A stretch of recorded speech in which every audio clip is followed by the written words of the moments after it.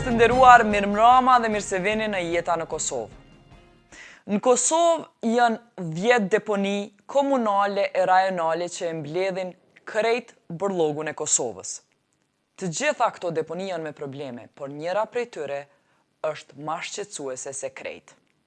Kjo është deponia e Mirashit që është në Obiliq. Bërllogu i qerekut të popullatës së Kosovës, diku 450.000 banorëve derdhet në Mirash. Fjala është për në total 7 komuna: Prishtinë, Drenas, Lipjan, Podujev, Graçanis, Obiliq dhe Fush Kosovë që e derdhin bërllogun në këtë deponi. Pra Mirashi është padyshim deponia më e madhe në Kosovë që i mbledh 100.000 ton bërllog në vitin 2015. Masi është më e madhja edhe më afër kryeqytetit, logjika e don që kjo të jetë ndoshta deponia që mas miri menaxhohet, me kushtet më të mira në Kosovë për një deponi. Kemi vendosur me ja kushtu një emision kësaj pune, jo vetëm për shkak se kjo deponi menaxhohet keq, por për shkak se ja ka nis me u bë kërcënim jete për njerëzit të cilët jetojnë rreth deponisë.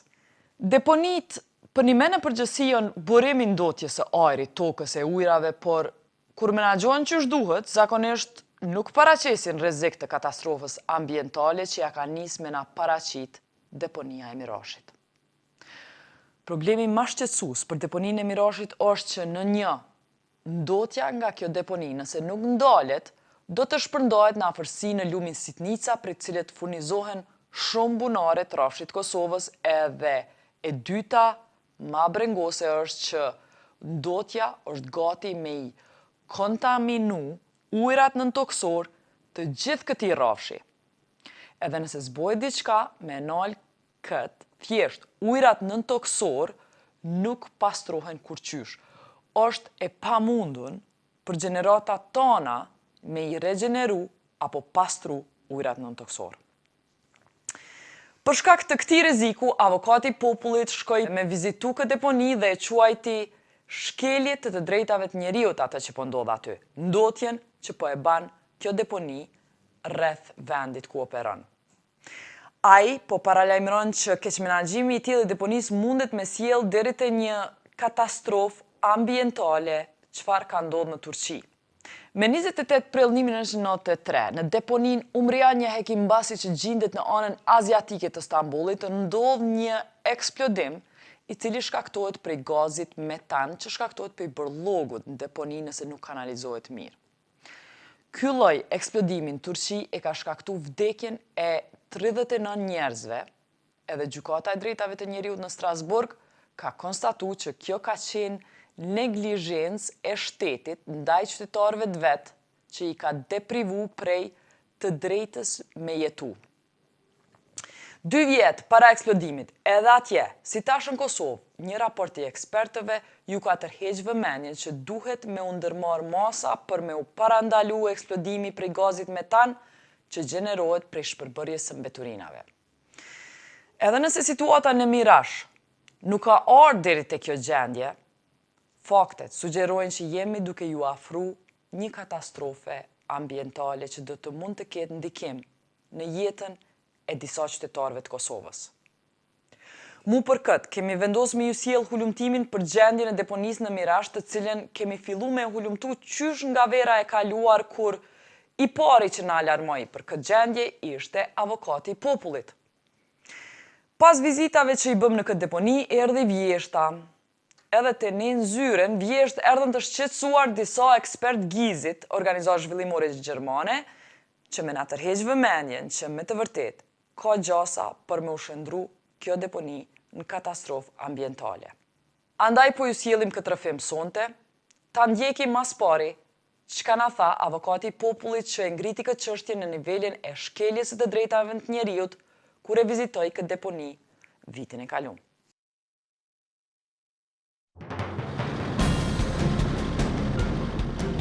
Tani jemi të shku në deponinë e bërllogut Mirash. Kohëve të funit, gjykata Evropiane ka vendosur me 10 raste. Rastin e funit e kemi në Turqi. Në një situatë identike si kjo jona këtu, me deponinë e bërllogut. Është vlerësuar që ka paraqit rrezik permanent edhe imediat për banorët. nuk është intervenu për një kohë edhe ka shpërthyer ajo deponi, ndërkohë ka pas vdekun, edhe gjykata evropiane ka konsideruar që ka pas shkeljet 1 e 2 që është e drejta në jetë, që është bazamenti i të gjitha drejtave të tjera, mirë po gjithashtu ka gjykuar Turqinë për shkak të dështimit në ndërmarrjen e masave preventive, meqense ka pas indikacione që një gjë e tillë mundet me ndodhur për shkak të mos kujdesit dhe mos mirëmbajtjes së kësaj deponie.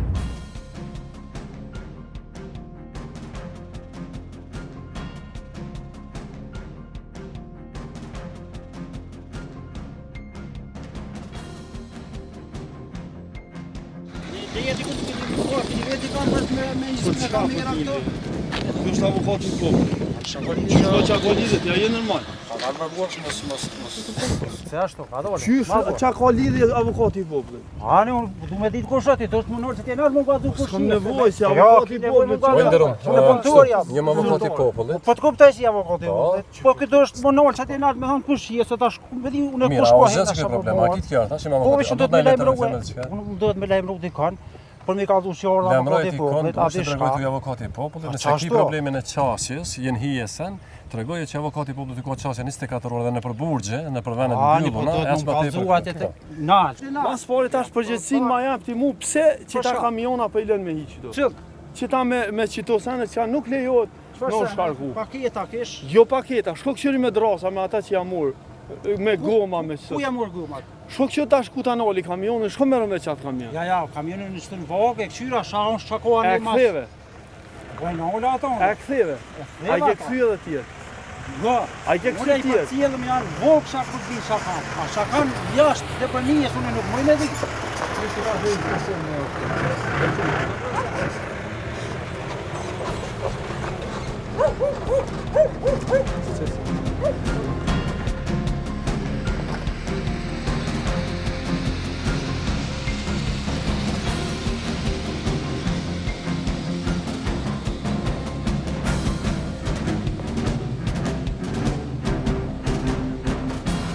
Pse ki dalë sot këtu, zëtënia Shari? Pse je këtu? A e para, kur bisedohet për deponinë e Borllogut, është e pamundun për të bërë vlerësimi pa dalë drejt për drejt në teren edhe për të edhe për një situatën. Në është mënyra më e mirë për të dhënë vlerësimet. Në anën tjetër, në dokumentacionet që kemi shqyrtu deri më tani, vërehet që ka një diskrepancë, një mospërputhje mes projekteve fillestare që kanë ekzistuar për deponinë dhe gjendjes aktuale çfarë është në teren këtu. Mos flas më së ne për eventualisht abuzimet edhe përdorimin e deponisë, sepse janë kushte të caktuara çfarë materiali do duhet deponoj këtu, edhe mbi të gjitha është rreziku i asaj që është menuar qysh në start kur është bërë deponia, do duhet të jetë e sigurt për njerëz që jetojnë në këtë rajon, edhe për njerëz që eventualisht mund me pas qasje këtu. Zëtënia avokat, pse ki vendos si institucion avokati i popullit mu marë bashkë me çdo deponi kur krejt deponinë në Kosovë kanë probleme? Pse bashkë me çdo deponi?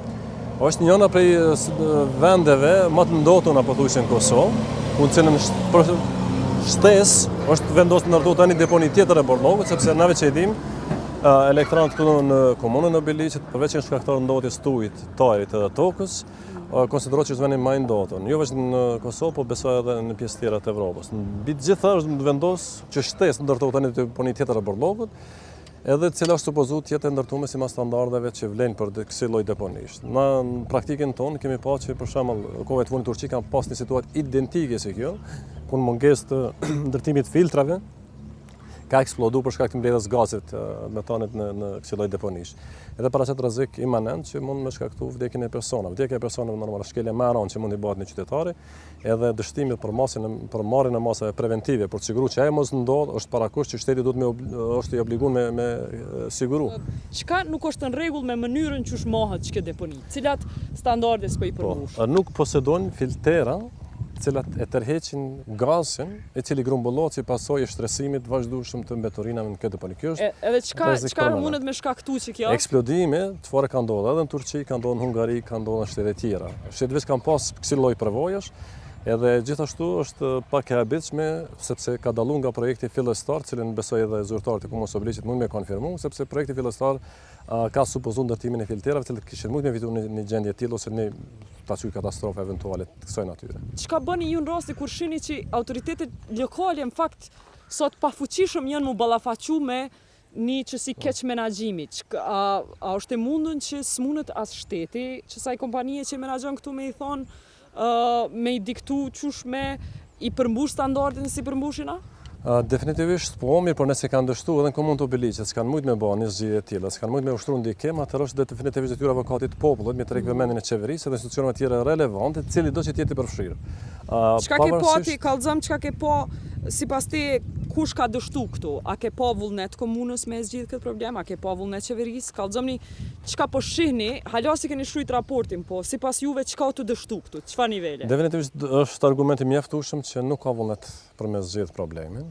E dyta, ka pas sigurisht se indikacione ka të qarta, që ka pas edhe abuzime detyrë zyrtare, sepse ndihmimi nga projektet fillestare dhe rrezikimi i jetës njerëzve definitivisht është keqbërtimi i detyrës zyrtare dhe kush do të bëhet përgjegjës për një gjatë tillë. Po mbi të gjitha është interesi qytetar i këtij vendi, sepse edhe qeveria, edhe komuna e Obiliqit pikën lidh se kanë interesin qytetar. Nëse është kjo në interesin qytetar, unë supozoj që jo. Kush duhet me ndërmarrë masa? Kallëzëm, po fillojmë prej komunës deri te policia, qeveria. Kallëzëm secili çka duhet me bëj. Do të duhet qeveria definitivisht, Ministria për zhvillim gjithashtu, tjetër përfshim Ministria për ambient dhe planifikim hapësinor gjithashtu, po edhe nëse këto dështohen atëherë komisionet parlamentare që të duhej detyronin këto institucione me ndërmarrë veprime. Mbi të gjitha do duhej edhe prokuroria e shtetit për të hetuar nëse ka se dyshime ekzistojnë. Nëse ka dyshime do duhej edhe prokuroria e shtetit involvohet në hetimin e. A keni me quajë dosjen në prokurori të shtetit? Ne veç kemi kontaktuar për më herë ashtu organet e hetuesisë. Hetuesis krimit ekonomike kemi kontaktuar dhe jemi të bisedu me ta për të parë mundësitë e hetimit të kësaj këtij rasti.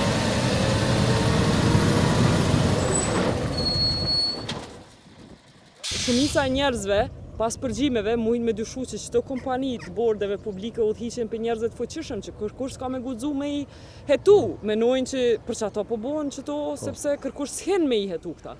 Në rast se ndodhi gjë e tillë, ne do të bëjmë raportin para publik, i cili do të jetë i qasshëm për gjitha institucionet, mirë po edhe për qytetar.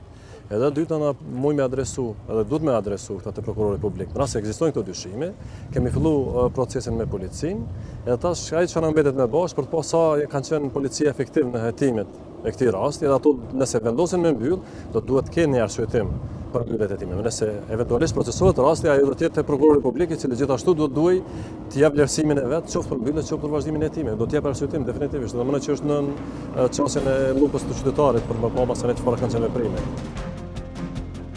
Pse ti me lon material ndërtimor? Pse me lon material ngurt?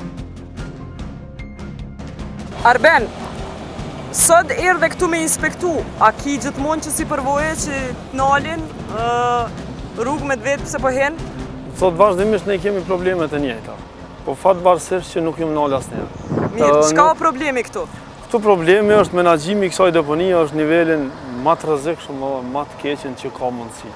Ju si komun, as keni mujt me ja u tërheq lejet, me ja u ndalu? Jo, se kjo menaxhohet drejt për drejt prej KMDK-s dhe prej ministrisë të inspektoriatit ministrisë. Çka janë masat që i keni ndërmarrë si komun? Masat neve që na lejohen të vetmet janë na shqetësimet tona ngrejmë vazhdimisht, bëjmë shkresa ministrisë, bëjmë inspektoriatit mjedisit, kryeinspektorit zotëri Bedrealimi. A i keni bo këto punë? Vazhdimisht kur panal. Kur është shkresa fundit që i ki qua dhe çka ki ngrit? Shkresa e fundit ka qenë mujnë që kaloj, ka qenë mos përfillja, shtresimi dhe mbulimi i mbetorinave. Sot vazhdimisht e kemi ngrit këtë proces. Vazhdimisht e ngrisëm, asnjëherë nuk pushojmë këtë drejtim dhe nuk ndalemi pavarësisht se kemi shumë telashe. Po megjithatë jemi të pafuqishëm marrjen e vendimeve edhe marrjen e licencës apo bllokimin e kësaj deponie. Jeni të pafuqishëm me i qunë gjyq edhe me ngrit kallëzim penal për keqpërdorje. Komplet jemi të pafuqishëm, kuptoje. Për arsye që nuk na japet neve kompetenca edhe as me dal me ja ndalu punën këtyne. Na këtu jemi hidhur me policë.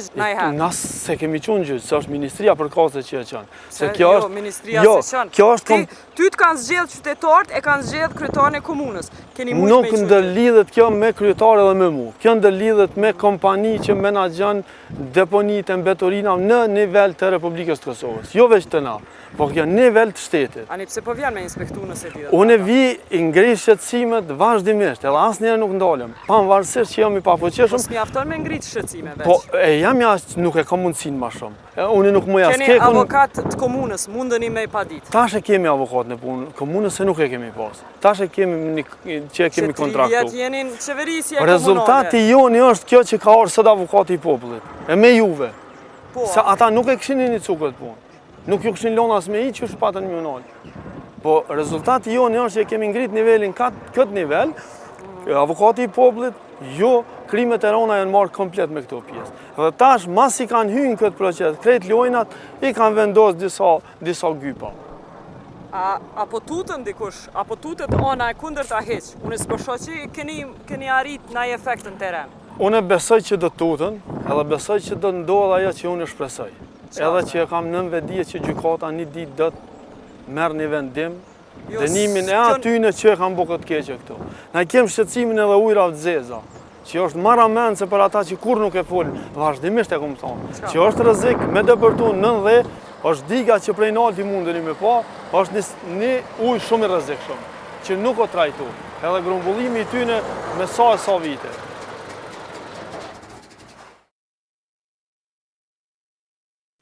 Shqetësimet e avokatit të popullit dhe të drejtorit të ambientit në komunën e Obiliqit i konfirmoi edhe organizata zhvillimore gjermane GIZ që punon në Kosovë që nga pas lufta. Por para se mi ju tregu se çka saktësisht nuk është u menaxhu mirë në Mirash, të shohim së bashku një film se si ishte dashur me u menaxhu një deponi bërllogu. Hapi i parë në krijimin e një deponie të bërllogut është gjetja e një vendi të përshtatshëm. Disa vende, siç janë pronat afër kënetave e lumenjve, duhet të vlerësohen me kujdes që të llogaritet se a mund të ndikojë deponia e bërllogut në ambient, sidomos në ujërat nëntokësor. Kur zgjedhet vendi për deponi dhe validohet nga studimet shkencore si dhe aprovohet nga regulatorët, hapi i dytë është të sigurohet bazamenti i deponisë në mënyrë që të krijohet një bazë stabile për shtresa dyfazore që duhet ta izolojnë deponin në bazë dhe anash prej dheut dhe ujrave të anshëm.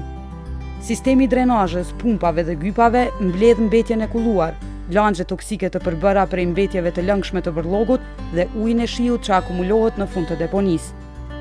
Mbetjet e kulluara pastaj trajtohen dhe hiqen nga deponia. Sistemi monitorues i ujrave nëntoksor instalohet për me u siguru që deponia nuk ndikon në ujra nëntoksor në këtë zonë. Sistemi i monitorimit funksionon si alarm në rast se nevojiten masat shtesë që t'i mbrojnë pronat fqinje. Sipërfaqja rrethuese dhe ujrat nëntoksor duhet të mbrohen tan kohën sepse ujrat nëntoksor nuk mund të pastrohen dhe ujrat sipërfaqësor kanë potencial që ta përhapin ndotjen. Qasja në deponi kontrollohet me kujdes për siguri dhe mbeturinat kontrollohen për deponin që të mos marrin mbeturinat të pandara. Tash deponia është e gatshme të marrë bërllog. Çdo ditë mjetet e deponisë e kompaktojnë bërllogun para se të bëhet mbulimi ditor me dhe, i cili vendoset për të ndaluar shpërndarjen e bërllogut dhe për të ndalur shpërndarjen e erës së keqe rreth deponisë. Është qensore që të instalohen kanalet e gazit që të kapet gazi metan që gjenerohet prej bërllogut në mënyrë që të hiqet nga deponia. Kur të mbushet, deponia mbulohet me një sistem mbulues për t'i ikur kontaminimit. Kualiteti i ujrave nëntoksor vazhdon të monitorohet dhe gazi metan mblidhet dhe shkatërohet, ose shndrohet në energji apo karburant.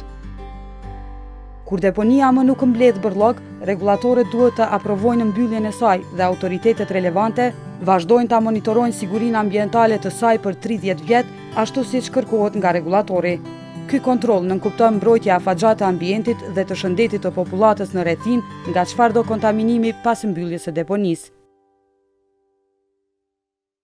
Pra tash kur e pam se si ishte dasht me u menaxhu një deponi, të shohim se si është në realitet deponia jonë Mirash. Evelina Rathje, inxhiniere ambientit dhe hidrologe që udhëhoqi studimin hidrologjik të GIZ-it në 2016 bashkë me profesorin kosovar Begjet Shala, që është gjeolog i specializuar në ambient dhe jep gjeologji në Universitetin e Mitrovicës, erdhën në zyren tonë me na spjegu në detaje situatën Mirash. Ata ja nisën prej problemeve më evidente ambientale që i kanë identifiku në Mirash e ato janë. Në një, bërllogut që po fluturon nëpër ajër sepse sipërfaqja nuk po mbulohet me dhe qysh ishte dasht me menaxhim të duhur. Në dy, problem janë gazrat që rrezikojnë të shndrohen në zjarr për shkak se nuk ka kurfar sistemi të instaluar që të bëj rrjedhin apo kanalizimin e këtyre gazrave metan që lirohen prej shpërbërjes së mbeturinave. Nën 3 problem janë zjarret që vetë ndizen për shkak të deponimit të padrejtë qymyrit që derdhet afër zonës së deponisë. Edhe problemi 4 është rreziku prej kontaminimit prej mbeturinave mjekësore që nuk ishin dashur asesi me u gjujt në këtë deponi. The first one is lack of daily cover, which results in a waste flying away, which you can see on a photo here. Also because of this, there is a really strong smell on the landfill, and there are lots of animals living there eating the waste, like dogs and birds. Another problem is lack of degassing system, which results in very heavy fumes and the risk of fire. So on this landfill, 40% of waste is organic because you don't do waste segregation or recycling. So as a result, you have a lot of organic gas, which is really dangerous, and there is a risk of self-starting fires. So in combination with this, also on the sides of the landfill, there is the deposition area of the coal waste, and there is a natural process that the coal produces a lot of methane gas, which is also easy for self-starting fires, and that's actually what happens. Combined with the fact that there is really a lot of gas because there is no degassing system, it's potentially very dangerous for the landfill. So the last problem on the landfill is a lack of segregation of coming waste. So as a result, you can identify all sorts of kind of waste, including medical waste, which is potentially really dangerous, especially that it goes to the groundwater. And here, for example... Should medical waste be thrown there? No, there is always a special procedure for medical waste, how it should be treated. It should not be placed on these communal landfills. Because, like, for example, here there is a photo of one of the containers, and they analyzed the label. It's a medication for schizophrenia with really strong side effects. So you really don't want this next to the water. And also, 2 weeks ago, there was a case of some animal waste part on the landfill. As I have said, there is a lot of dogs eating this, so this is all potentially really dangerous in terms of increasing diseases. So this should never happen. The waste should be segregated and monitored what's coming into the landfill, but it isn't. Pra po shohim prej shkencëtarëve se si deponia në Mirash po menaxhohet me një numër paregullësish. Ne e pyetëm Bedri Halimin, shefin e inspektoratit në Ministrinë e Ambientit, se çfarë masa ka ndërmarrë për me e inspektu edhe adresu këtë çështje. Rasti I landfillit të Prishtinës, më thonë, apo deponia regionale, si e quajmë ne, të Mirashit në këtë fazë është në gjendje më të jo të mirë se sa në komunat e tjera. Për shumë arsye, por arsyeja bazë ka të bëjë me menaxhimin para së gjithash të këtyre landfillëve nga organet kompetente. Por ne mendojmë se me një menaxhim të mirë të këtyre deponive aktuale që janë Kosovë, duhet përfshinj gjithsesi edhe deponinë regionale në Mirash, deri edhe në 4-5 vjet gjithsesi ka kapacitete për të bërë grumbullimin, kompaktimin, mbulimin me dhe të mbeturinave që shkojnë në këtë deponi. Pra e ndëgjua zotni Halimin që po thotë që situata është e tillë për shkak të menaxhimit të keq të kompanisë për menaxhimin e deponimeve në Kosovë. Sipas tij, me menaxhim më të mirë, deponia mundet me operu edhe 5 vjet. Çka do të thonë ky menaxhim më I mirë? Kjo nënkupton me mbulu bërllogun rregullisht me dhe, mos me pas zjarre të vetëndeshme, mos me pas gazra toksike prej depozitave të qymyrit dhe mos me pas rrezik të eksplodimit për shkak të mungesës së sistemit për degazifikim. Si të ndrejshën këtu, s'kishte qenë problem me lanë jetën e kësaj deponie edhe 5 vjet. Por fatkeqësisht, këtë mendim nuk e ndajnë 2 ekspertët që folën me ne. Sipas tyre, një kërcënim edhe më I madh është duke e rreziku deponinë e Mirashit. Kjo është mundësia për të kontaminu ujë që gjendet afër deponisë. Kjo lloj ndotje që vjen për shkak të keq menaxhimit mund të na çojë deri te një kontaminim apo ndotje e pakthyeshme e ujrave nëntoksor edhe ndotje lumit sitnisa. Për deponi është zgjedhur një grop ekzistuese që dikur është shfrytzuar thëngjilli, se ka merë një gropë. Normale përshtatshme për në mush me mbetje, me mbeturina, mirë po e pa përshtatshme për faktin që është pra shumë ofër, ka qenë ofër ujrat në toksor, mirë po me potencial që ku të rritën ujrat në toksor mund të kontaktojnë me këtë deponi. Rreziku është që ujrat e kulluara nga deponit, me shumë ndotës, numër të pa fund në ndotës, mund të kalojnë ato ujra mund të kalojnë në ujrat në toksor. Dhe të ndotin pra mesin për rreth deponisë dhe me tutje në drejtim të lëvizjes së ujrave në toksor. Një deponi e Mirashit ka sistemin e drenazhimit të ujrave në bazë, që gjatë kullimit të ujrave ai mblidhet, ngrumbullohet dhe trajtohet. Këtu ka qenë sistemi i riçarkullimit të ujrave. Pra këto fillimisht ka qenë një sistem drenazhues që kur shirat të ujrat depërtojnë përmes mbeturinave, drenazhohen dhe kalojnë në një lagun. E çka po ndodh në realitet këtu? Ky sistem ka ra pra. Nuk ka pra një ndarje të ujrave të ndotura prej ujrave që dikur kanë qenë një liçe që ka akumulu ujrat në toksor dhe sipërfaqësor. Kanë qenë dy trupa ndarë. Problemi është që tani ujrat të ndotura të deponisë janë në kontakt ose në lidhje të drejtë për drejtë hidraulike me ujrat e dikurshme që kanë qenë sipërfaqësor dhe në toksor, po dy trupat ndarë. Tash janë bashkë. So in general, the current situation in regards to water can be summarized that there is leach recirculation system is not functioning. The surface drainage system is not functioning, which you can see on the photo. This is the photo of the surface drainage canal, which is not functioning and it's full of waste.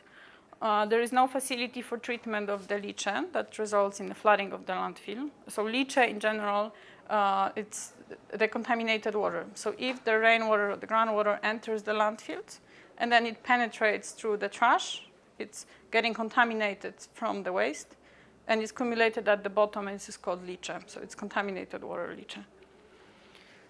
So then water in the landfill is a mix of leach, rainwater and groundwater. Because this landfill is based under the groundwater level, that means that the groundwater is coming from the sides towards the landfill because the water goes from the higher point to the lower point.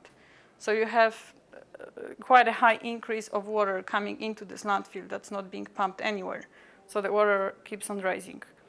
And this raises potential safety issues for the stability of the landfill. It actually happened a few years ago that the stability failed and a huge amount of waste slid into the lake.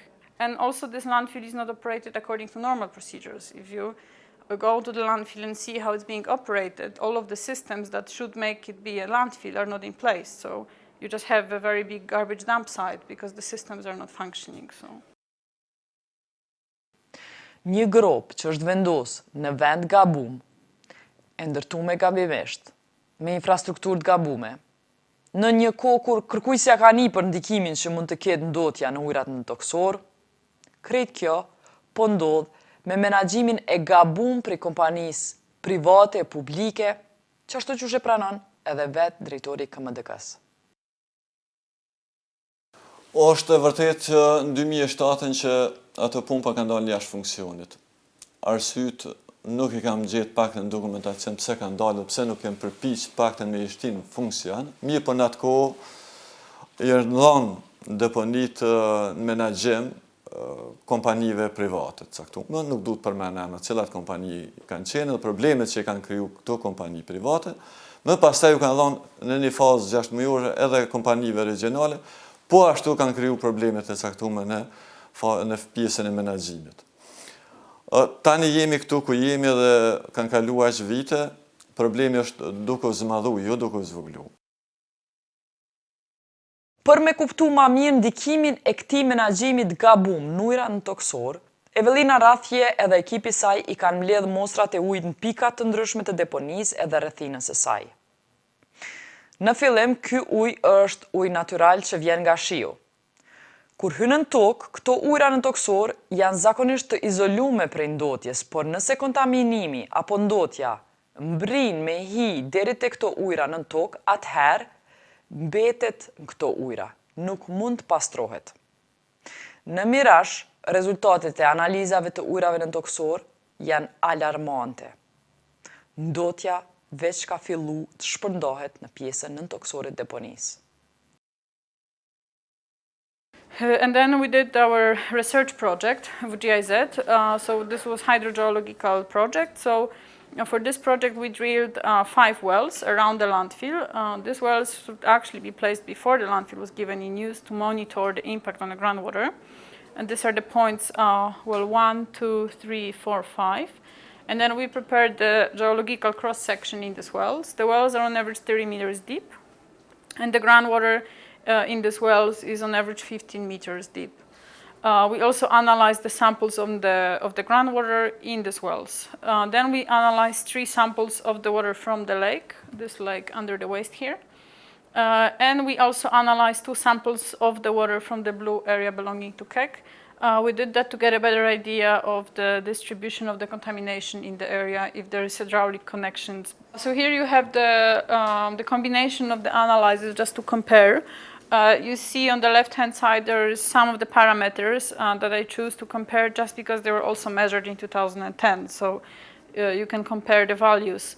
And then also you have a discharge standard. So this is on average standard in the industrial waste or just wastewater.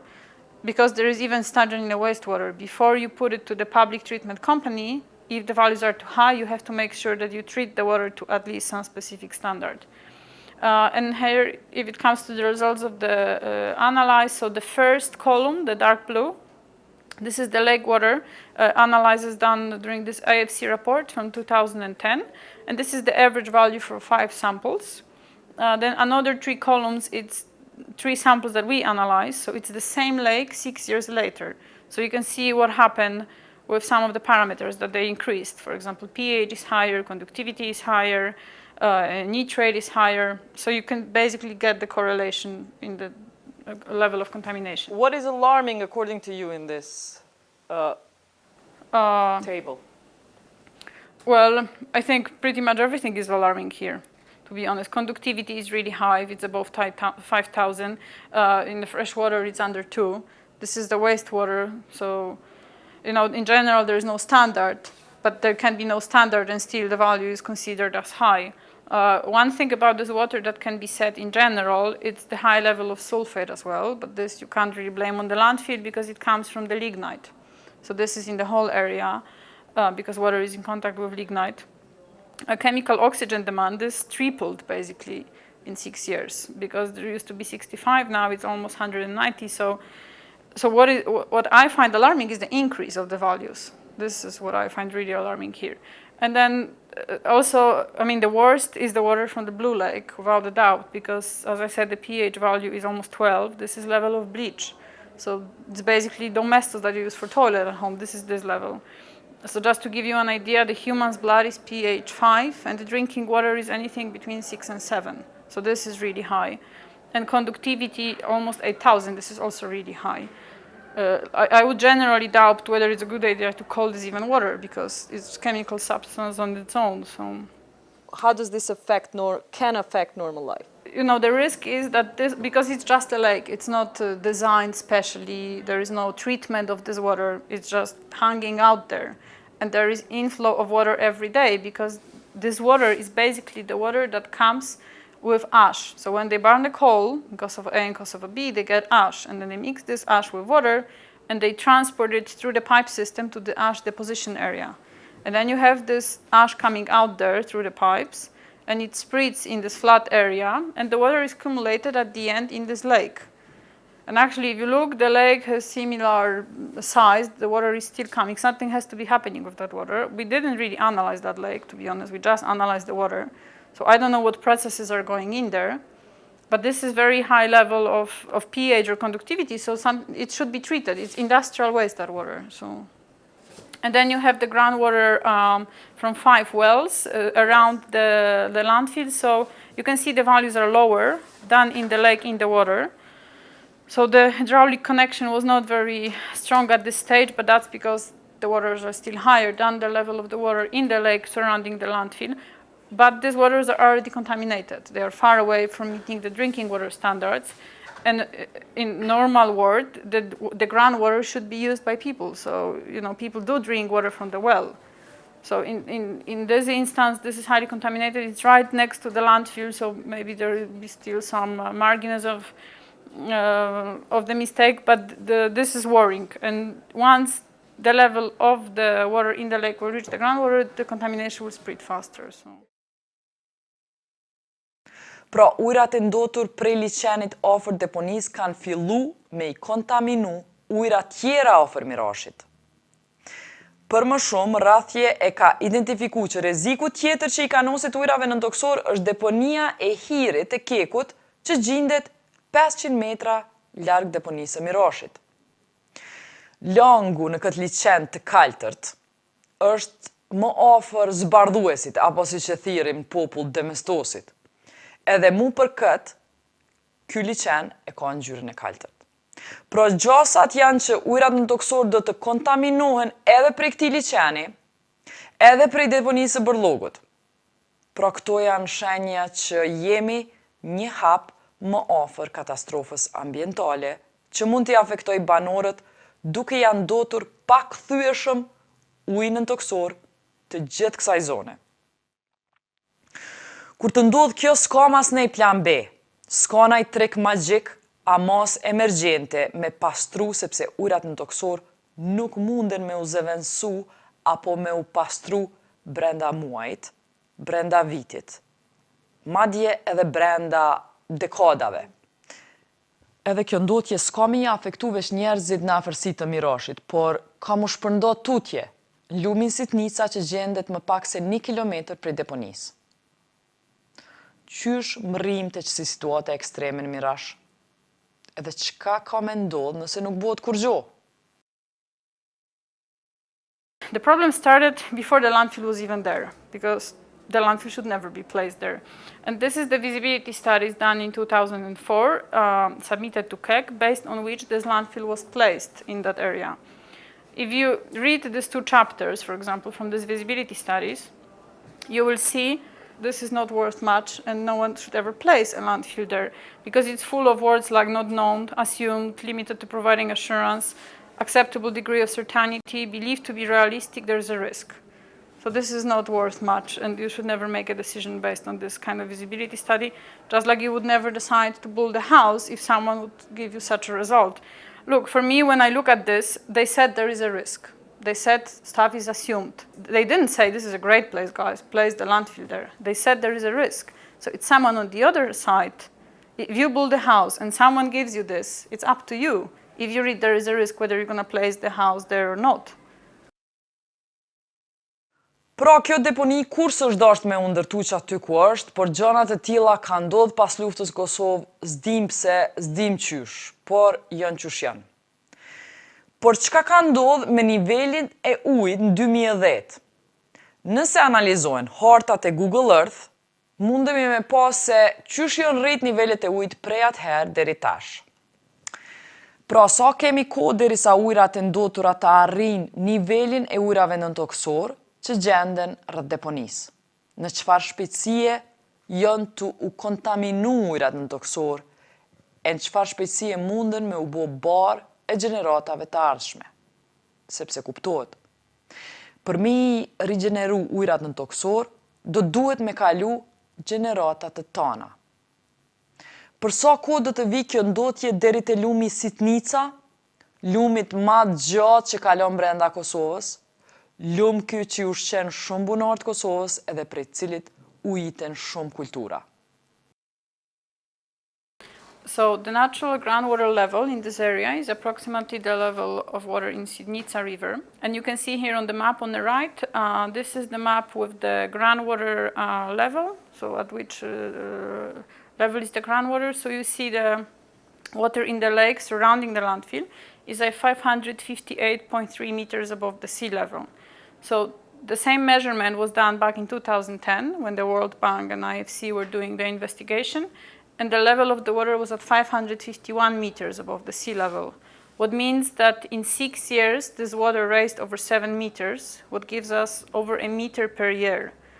And these measurements were done May, June this year. But given the speed how it's rising, you can assume it's around 10 centimeters a month because it was over 7 meters in 6 years, and this measurement was done 5-6 months ago.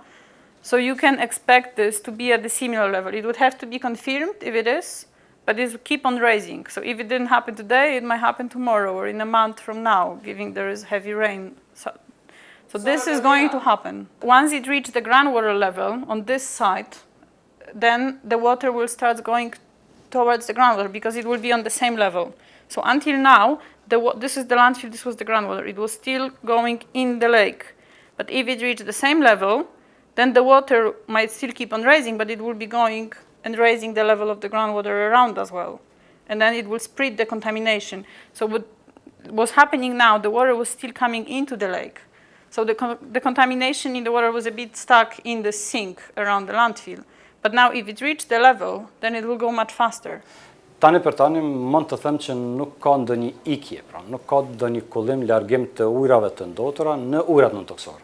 Arsyeja është që këto ujra janë ende mjaft në nivelin e ujrave nëntoksore. Sepse është një grop dhe ai shërben si një hing që i merr ujrat nëntoksor për rreth atë. Problemi shfaqet kur këto ujra ky liçej, pra, ujrat e deponisë, ju rritet niveli dhe kalojnë në akuifer. Akuifer quhen shtresa gjeologjike që e bartin ujin ose shërbejnë domosdoshmë për ujrat nëntoksor. Dhe kalimi i këtyre ujrave të ndotura në këtë akuifer, e të cilat mandej janë përgjatë lumit Silnica, shtrihen, dhe nëse puset pra e njerëzve qëllojnë që të marrin ujë nga këto puse, mund të ndikojnë pra ose mund të vinë te efekti ose efekti i ndotjes të. Tani baza e kësaj deponie është pra dikon rreth 14-16 metra nën nivelin e Silnicës. Në mënyrë natyrore, që thash pak më herët, ujrat nëntoksor lëvizin drejtim të Silnicës. Silnica është si një recipient që i grumbullon ujrat dhe vazhdojnë. Nëse mihin në një grop, niveli aty ujit do të vi dikur kur ka qenë niveli ujrave nëntoksor. Është proces i natyrshëm që ai do të nivelizohet me proceset e maheshme. Dhe ky nivel i ujrave nëntoksor, domethënë, kjo do të ngritet deri në nivelin e ujrave nëntoksor që ka qenë dikur.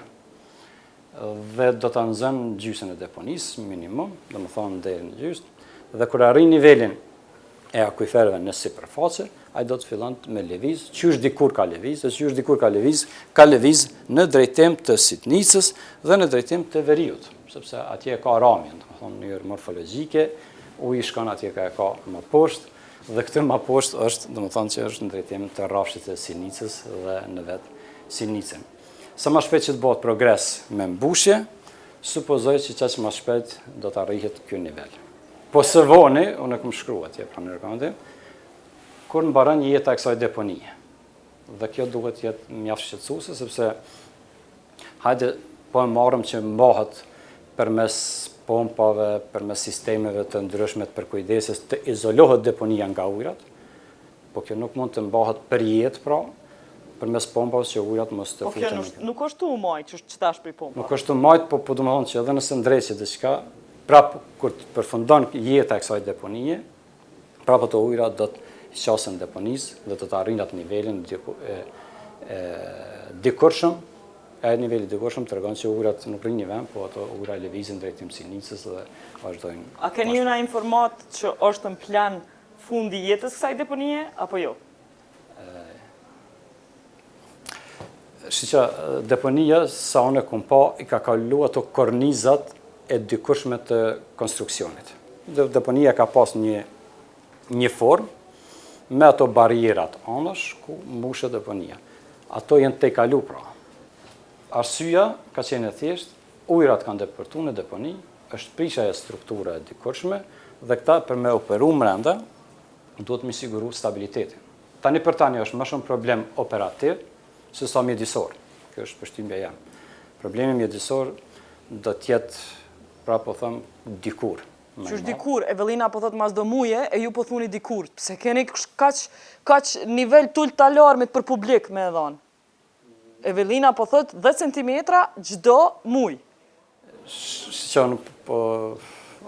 Evelina nuk e di, edhe kështu nështë edhe nuk e kuptova që është gjdo 10 cm muj dhe mas disa mujve alarmohet. Ta kemi parasysh. Duhet ta kemi një fotografi pak më gjatë për me shpjegu. Ky kontakti këtu option, që bëhet Evelina është arrit gati, e ura në toksor me këtu. Pas kësaj është gropa tjetër e kekut, e cila është pra një grop që akumulon ujë. Po nuk është uji nën toksor që del në sipërfaqe, sepse është prap një grop tjetër. Për këtë mund të depërton ujin në gropat e kekut, po në nivelin për me arrit 14-16 metra për nivelit të tashëm, do të merr kohë për mendimin tim. Të më thonë, s'kena me dek. Absolut, ja. Se ku marrë thokë... Kena mundot kena vakt, s'kena nevoj mu gut, në regull jemi. Po mënona me paraqit gjendjen reale. Që është kejt ndryshe për qa po thot Evelina, në qëtë rast. Në qëtë rast, alarmin që për ngrit një anglisht fals, me një shqip fals, para neve, është kejt ndryshëm. Kush po rranë? Po më do këtë pak fjale e rëndë. Edhe mu? Me rajt. Po mënona me dollë të vërteta. Unë jam gjendje me të bindë me ato që ka po thamë. Dhe kjo është ajo që ka unë e shoh, e kom pa dhe ta demonstroj. Çështja është pra, vetëm diçka. Kemi pra nivelin e ujit në toksor është këtu në S4, S5, S3. Dhe ky nivel është dikon rreth 12 metra mbi këtë nivelin e liçenit. Deri të arritë ky nivel, ajo është niveli natyror pra. Sepse kemi bërë shpimet në një vend ku është i paprekshëm, ku paraqet parafërsisht nivelin e ujit në toksor. Dhe deri kjo të arrit këtë nivelin prej 12 metrave nuk arrihet shpejt. Unë ashtu e mendoj. Well, look, for now the water keep on rising, and it will keep on rising. And I do agree that when it's contaminated water and there is another big cavity next door, that's where the water will go first. But you should never decide we have a lot of time. You don't have time. There was this research done 6 years ago. They said it's critical and alarming. And then it was said the actions have to be taken now. They haven't been taken. The situation is getting worse and worse. The level of contamination in the water is growing. The level of the water is growing.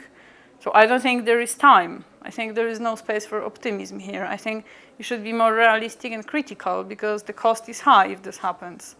So I think at this stage you should take the worst case scenario into account. Because the problem is you can't clean the groundwater. If this is polluted, this is polluted. You can clean the air, you can clean lots of things, but you can't clean the groundwater.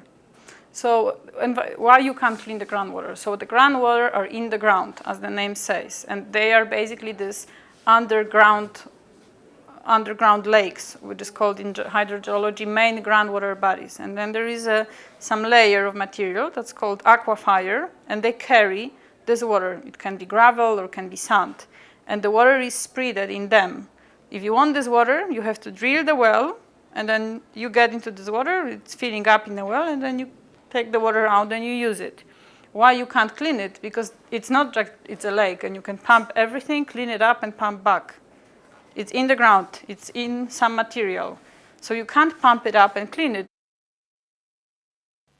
Që ngritja e tillë e nivelit të ujit është duke ndodhur në këtë masë siç po e thot ekspertja e Gizit, e pranon edhe vet shefi i KMDK-s që menaxhon këtë deponi.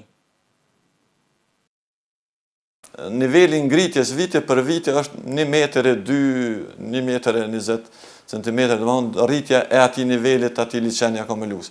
Edhe pak hapësin ka, po që ne me gjithat nuk e dimi asë njerë se kjo sasi që vjen, e ujra, unë kam edhe raport i Gizit të the që disa ujra vinë nga lumi Sinica për shkak nivelit më të lartë, mirë po tash ato rrjedhje mund të kenë një vëllim edhe më të shpejt në vitet që vijnë. Dhe ne nuk duhet tash të bazohemi hajde se pas kemi edhe një distancë prej 9 metra ose 12 metra dhe kemi kohë me prit edhe pak. Jo, ndoshta ato rriten me një shpejtësi më të madhe, ne duhet intervenojmë më një herë që të eliminojmë këtë problem, ta gjejmë formën mas një studimi prap. Fatkeqësisht që ne po na kushton kjo me marrjen e studimit fizibilitetit, veprimet mas disa raporte nuk po i ndërmarrëm dhe po metën vetëm dokumente në letër. E ndëgjut, këtu nuk ka hapësirë për optimizëm. Pra ujrat rreth deponisë janë kontaminu edhe niveli i ashtu quajtur i liçenit të deponisë është duke u rritur 1 metër çdo vjet. Së shpejti, ka me i kontaminu ujrat nën toksor, nëse zbot kur gjo, edhe ky kontaminim ka me u shpërnda në hapësirën që e mbulon lumi Sitnica që udhëton 40 km nëpër tokat Kosovës, që kalojnë pranë Mirashit, Obiliqit, Vushtrisë edhe përfundimisht derdhen në Mitrovic në lumin Iber. Por si mund të ndikoj kjo në jetrat të njerëzve, edhe çka mundet me u bo për me ndalë këtë ndotje? Tell me about real-life effects of groundwater pollution. So real-life effects is, if you have people having wells, which they do, if you drive around, people have wells, and then they pump this water from these wells, and they give this water to the animals, and they use the water to watering their vegetables around the house. So this water goes into animals, it goes into their vegetables. So at the end of the day, they eat this, so it goes into them. And once you have this water polluted, it's polluted. You can't clean it, as I said. It's not cleanable. If you pollute it, 10 years from now, it will still be polluted. So this is why it's so important to protect the groundwater. And this is why normally the landfills have these wells around. They are called piezometers in professional language, that monitor the impact of the landfill to the groundwater. Because you really don't want the groundwater to be polluted, because they have such a high value and they're so fragile. So, what's done is done. We should rather concentrate on finding a solution now. And at this stage, the solution is basically preparing a strategy for what to do with this landfill. So the rehabilitation, aftercare, recultivation, and after use. Because normally the landfill should be reintegrated back into the environment, and there is aftercare time on average 30 years when you still monitor, pump, and treat the water. Well, in this case, this is going to be a serious problem to find a solution because it's a very complex case. So you really need a table of specialists to together try to find a solution because, so basically the systems of the landfill are not functioning. So you have to redesign it again. The area is contaminated. You have to have a specialist for remediation of contaminated areas. You have to calculate the aftercare. Here, because it's under the ground level table, the water will always go towards the landfill. So it might happen you will be pumping for another 40 years and treating. So all of these aspects should be taken into account, including that it's still ongoing mining operations in the area. So things are changing in the ground. Disa veprime duhet ndërmarrë dhe në këtë rast. Aksionari në qeveria në këtë rast duhet në mbështesin pjesën e përforcimit të barierës që kemi bën mes liçenit akumulus dhe deponis, trupit deponis. Dhe disa shpime, fatkesish prapë them që ato shpime janë për të evitu sa do pak rrezikun nga ndonjë shpërthem, jo mbledhen e vendosis gypa se që kërkon standarde për mi vendosat ata gypa për mbledhet gazit, mirë po këto shpime do të lirohen pak a shumë gaz, tani duhet llogarit cili do të jetë domi më i madh.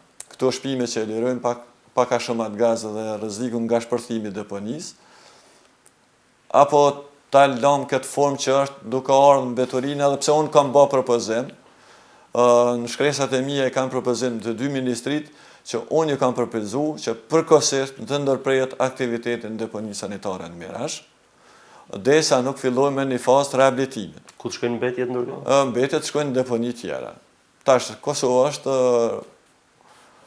vend me një territor të vogël, nuk janë distancat edhe ashtë mëdha. Unë jam i vetëdijshëm që kompanive të caktuara do t'ju rritet kosto e operimet për shkak të bartjes Betorina qoftë këtë rast në deponinë Podujë apo në deponi tjera që është Mitrovica, Gjilani, edhe pse Mitrovica dhe Peja po ashtu kanë probleme të caktuara, por që është edhe Prezereni. Domethënë për një fazë derisa të marrë veprimet që të kanë mundësi me pranu në Betorina të fillojmë me rehabilitimin e deponisë. Ma herët kanë pretendu për të bërë një zgjidhje madje vetë kjo kompani për t'ja vënë drynin përkohësisht. Për çështja është cila është zgjidhja alternative. Domethënë aktualisht nuk ka zgjidhje alternative dhe ne duhet të mundohemi, domethënë të menaxhojmë secili duke i kryer punët e veta në mënyrë maksimale brenda mundësive që ka. Secili duhet me i kry punët e veta, në mënyrën maksimale brenda mundësive që i ka. Kjo i bën nëse nuk ka mundësi tjera, atëherë me lanë me undot edhe me u afru katastrofa ambientale se qa që janë mundësit. Por raporti i korporatës financiare ndërkombëtare, që është botu në 2010, i ka kallëzu autoriteteve të Kosovës që duhet, si që përshkruan këtu, me i trajtu ujrat në zonën e liçenit edhe deponis, që me i rikthy operimin e sigurt edhe efikas të deponis. Pra ky problem është ditë edhe i është kërku me adresu qeverisë Kosovës qysh në 2010, por s'ka ndodhur kurrë. Sepse kjo vrejtje nuk është marrë seriozisht qysh në vitin 2010, hulumtuesës së gizit, kjo ju ka duk, pra, mos marrja seriozisht e këtij paralajmërimi për këndotje qysh para 6 vjetëve, asa ju ka duk thuse me bu magji zez ndaj qytetarëve të Kosovës. The thing that I can't understand, why has nothing been done for 6 years? This is something that really is a black magic for me, because I find this unacceptable, because the problem keeps on rising, and they knew it because every CEPA report every year, Kosovë Environmental Protection Agency, is mentioning this as the hotspot. And you can see the level of water rising, you can see the waste floating on water, so obviously it's not getting any better. So then, Did I hear right that you just called it black magic? yeah, that something was not done. I can't understand this. I just can't understand. I don't understand why it was not done, especially that you have so many donors in Kosovo. If you tell them and explain what it is, including the IFC that actually paid for these visibility studies at the first place, I'm pretty sure all of them are going to give money for this kind of project, because this is really serious. Did you see any serious understanding of this from our authorities when you explained it? Were they alarmed? Well, I think on their faces, I would expect more surprise, to be honest, if they would hear it for the first time. They're all familiar with the situation, I was told. They've been there, they've seen it, they heard about it. They always claim they don't have money, but that's not really true, because EU office was present there and said, look, if you ask us for money, we would give you the money. If we do the programming of the money, of the budget, then why don't you come and tell us? We have this big problem, and we need the money for this. So the EU in that meeting, when you presented these findings, confirmed that they were never asked for this money to clean up this place? They said that they were surprised that the Ministry of Environment is not coming and telling them that they need that money, because they together prepare some kind of a budget. The government asked for the money for 3.5 million in the single project pipeline, but this amount they took from the IFC report that 6 years ago. We are 6 years down the line, the situation got worse. So they're asking from the money of the report from 6 years ago, they're asking that money? Yes. They're not asking for more? No. And by this time, the cost of this cleaning up has grown to... Yes, of course. To what? Look, I can't say without the visibility studies that would assess this, but I can expect educated guess is anything between 7 to 10 millions to make this work properly and clean it up. So it's very high price, because the landfill itself costed 3.5 millions. And when you mismanage, this is what happens. Pra, autoritetet e kanë ditë këtë problem që 6 vjetë. Ndërkohë, çmimi i rehabilitimit të deponis ka kthy prej 3 milion në 2010, sa ka kushtu me ndreq këtë punë, deri 7 deri 10 milion sa kushton sot me adresu këtë problem. Ky është çmimi që duhet me pagu për mosbomjen kurrgjoqe sa vjet. Ne duke pa mundësitë tona buxhetore të limituara, gjatë vitit 2016 kemi bën shumë mërvatje dhe përpjekje, dhe më në fund në muajin e kaluar kemi arrit një marrëveshje me donatorët gjerman, për çka i falenderoj shumë, dhe ne në Berlin, Ministria e Mjedisit, Ministria e Financave kanë nënshkruar një marrëveshje që vitin e ardhshëm kalendarik, pra në vitin 2017 do të përfitoj direkt Ministria e Mjedisit dhe Planifikimit hapësinor 8 milion euro grande, që janë ekskluzivisht të parapara për prioriteti numër 3 në Ministrinë e Mjedisit, gjithsesi mbetjet urbane. Ky grant tashmë i nënshkruar zyrtarisht është mendu, është planifiku dhe po përgatitemi që në fazën e fillimit, gjithsesi në pjesën e parë të vitit 2017, të fillojnë hapat konkret të implementimit. që nënkupton një pjesë e këtij grandi do të shkojë pikërisht në pjesën e intervenimit emergjent në rehabilitimin primar, urgjent të deponive të Mirashit, Landovicës, të Dragashit dhe deponive të tjera që janë të shtrira gjithësisht 5 në Kosovë. Pra, kemi tashmë një fond që 7 milion do të shkojnë pikërisht në rehabilitim, ndërsa 1 milion është i parapam që të jepet asistencë teknike dhe profesionale për menaxhimin dhe zgjidhjen e sfidave të këtij sektori.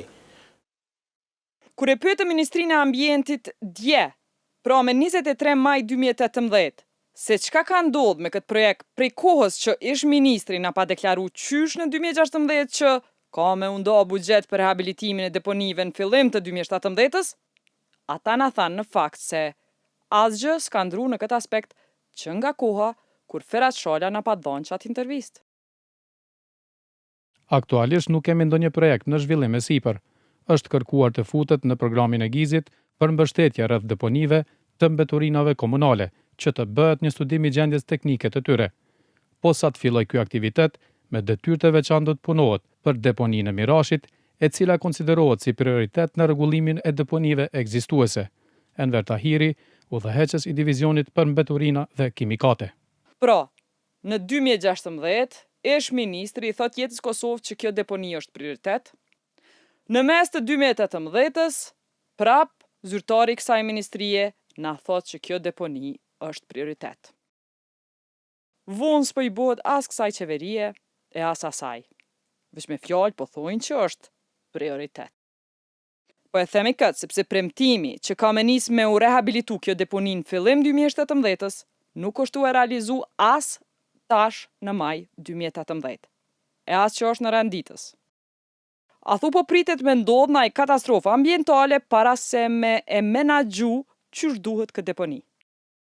Po më lem përshtypje që arshytimi i qeverive po mbetet konsistent.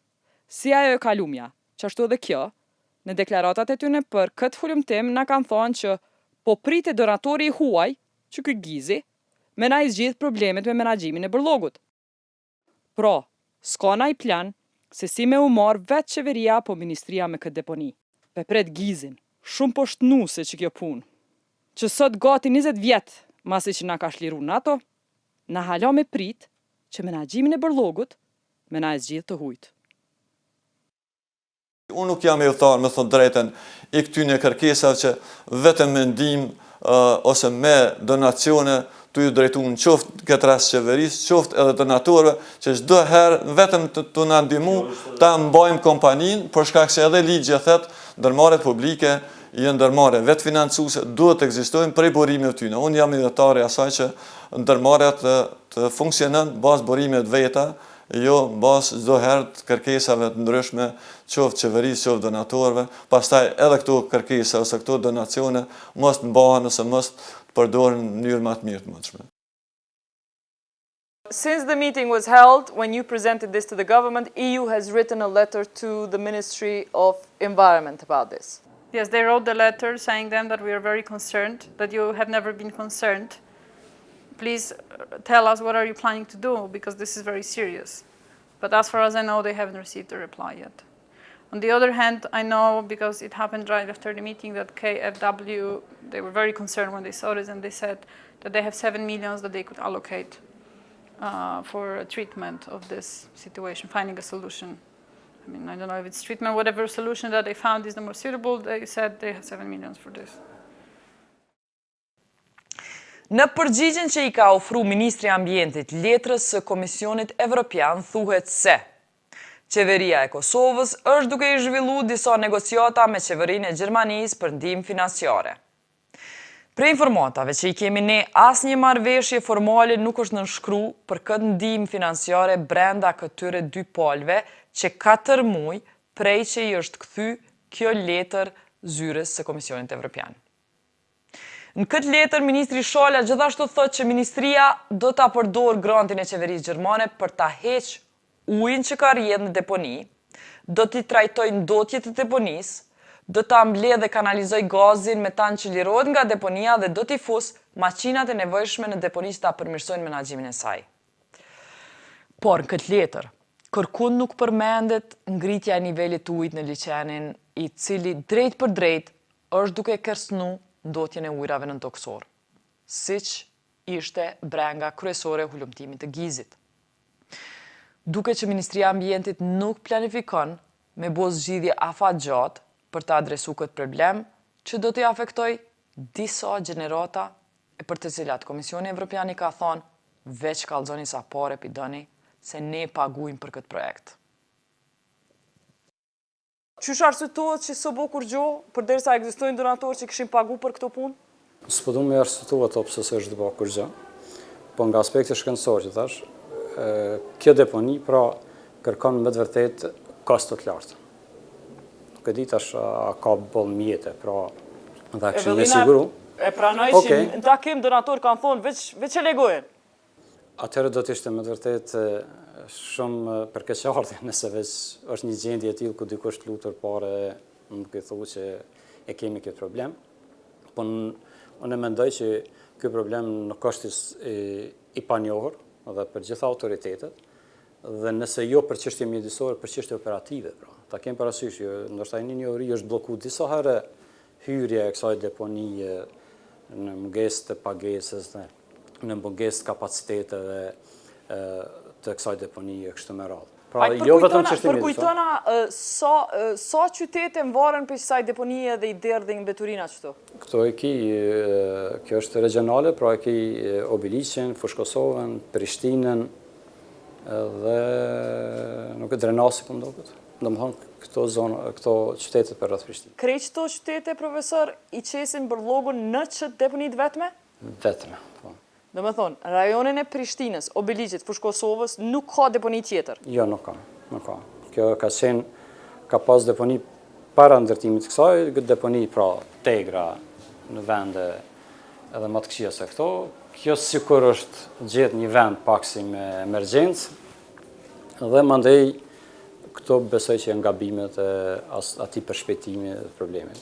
Gabimi pra është bo me rastin e vendosjes, ta kemi parasysh. Dhe shtrohet pyetja çka me tutje.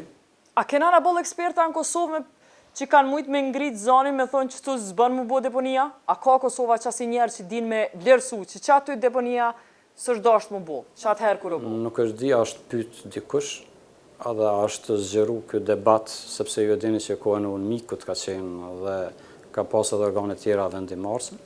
Se mu pas bo sot në kohën e jo Unmikut? Nuk është praktik pra. Nuk ka, nështë unë botë të gjonë të raste tila ku me të vërtet deponit vendosen në një zonë të rrezikshme. Zakonisht është 10-15 metrë që diferencë mes nivelit të ujrave toksor dhe bazës e një deponie, po jo në vetë ujrat në toksor. Dhe çështja pra nuk është vetëm e gjendjes ekzistuese, po çështja është edhe e zgjedhjes. E thash pak më herët. Okej, që edhe investohen, edhe bëhen projekte, edhe ndoshta izolohet kjo deponi nga ujrat. Çka më tutje? Kjo do të mbetet çdo do të jetë një problem. A keni ju rekomandim çka më tutje? Jo. Jo. Jo pa hulumtime, edhe ato bajage hulumtime kështu të gjithëpërfshirëse, me opsione, sepse ta kemi parasysh sot megjithatë nuk ka sens që nuk zgjidhet, po janë çështje e kostos dhe mjedisit se cilat janë. Nuk munda me thonë... Kosto gjithçysh, profesor, po kallëzohen që kosto kanë thonë njerëz, kallëzoni çysh po doni me bo zgjidhje se na kena pare. Atëherë, hapi parë është studim detaj. Nëse japën dikush 7 milion, le të jap një herë 1 milion dhe të studiohet që mos gabohet prapë. Kjo është rekomandimi jam. Ishte ky hulumtimi disa mujor i përcjelljes së situatës që i kemi bërë deponisë së Mirashit në Verë, Vjesht e Dimër. Ju vazhdoni me na shkruan kallzo.com e deri tajtën e ardhshme, natën e mirë.